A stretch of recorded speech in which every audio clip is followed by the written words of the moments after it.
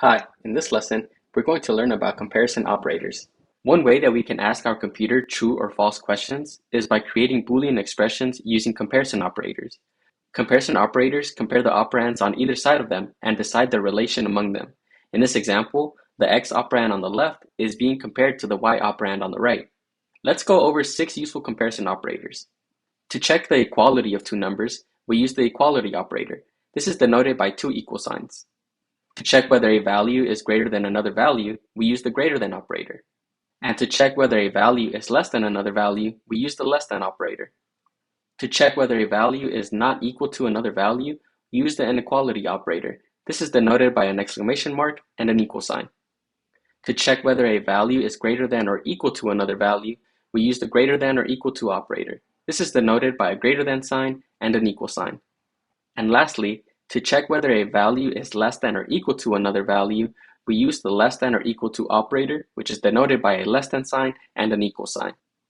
For example, we can write a program that uses comparison operators to check whether an imputed grade is passing. Let's say a passing grade is greater than or equal to 69.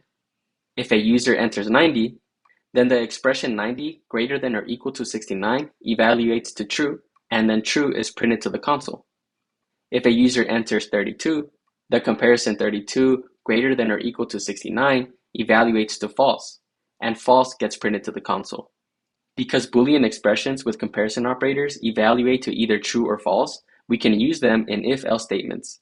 This program determines if a given temperature is above or below freezing. So if the user enters 67, the comparison of 67 greater than or equal to 32 will evaluate to true, and above freezing is printed to the console. Alternatively, if the user inputs 28, the comparison of 28 greater than or equal to 32 will evaluate to false, and this time below freezing is printed to the console. Last note about comparison operators. We can also use the equality comparison operator to compare strings. When comparing strings, capitalization matters, so even though both of these strings have the same letters, the expression will evaluate to false. Let's now explore some examples of how we can use comparison operators in our code.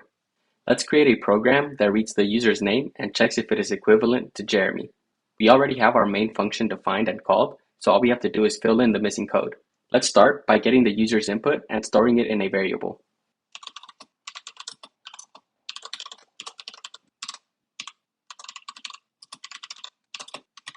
Next, we'll create an if statement that will compare the string that the user entered to the string Jeremy.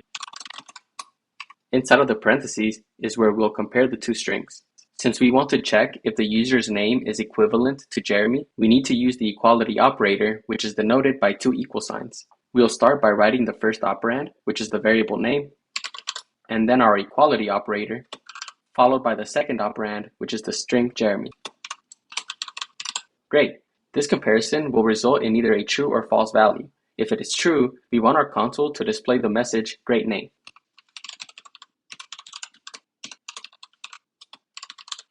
Let's now run our program and input some names. Let's input the name Carol.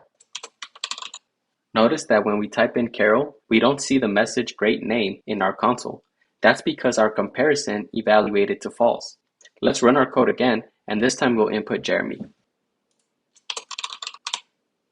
This time, we see "Great name" displayed because our comparison evaluated to true. One last thing about strings. If I were to input the name Jeremy with a lowercase j instead of a capital J, our comparison will evaluate to false, even though it's the same name. Let's try it. So since we typed in Jeremy with a lowercase j, we no longer see "Great name." Let's look at another example. This time, we'll use a comparison operator to see if a grade fell into the B range. Let's start by asking the user what their grade is.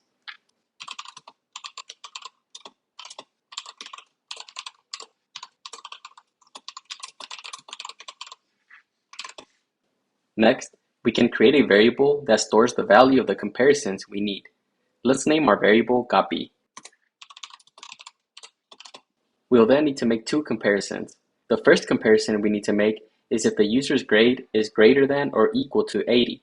So we write the variable grade, then the greater than or equal to operator, and then the value 80.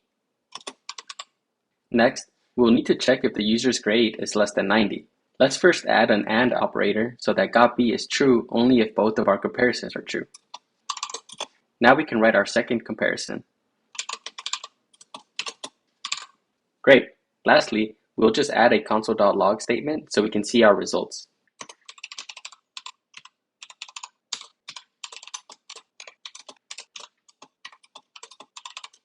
Alright, let's now run our code and input some numbers. Let's try the number 75. So just as we expected, the number 75 does not fall into the B range. Let's try another number. When we enter the number 85, got B returns as true because it is within the range that we gave. Now it's your turn to have fun working with comparison operators.